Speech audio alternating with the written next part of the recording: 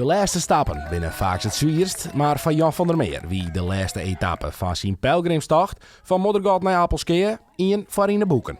De laatste 5000 stappen joert, hek op wolkjes eraan. Dat gaat heel best.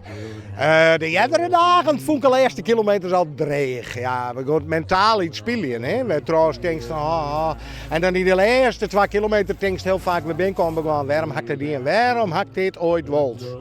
Elke dag roen er verskaten meesten mij en dat zorgen voor bijzondere momenten.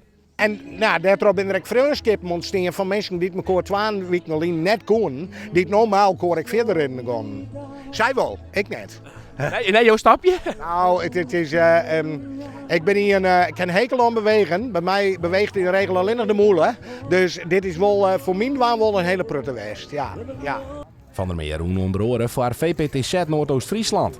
Een vrijwilligersorganisatie die het meesten in de laatste levensfase ondersteunt. Vrijwilligers roen dijstig mij Van der Meer mee.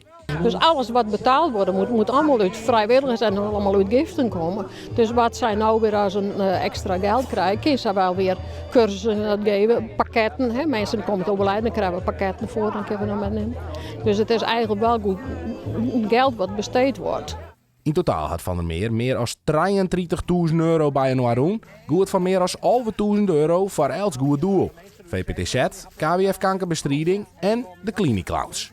Ik wil heel graag €6.000 heen in totaal.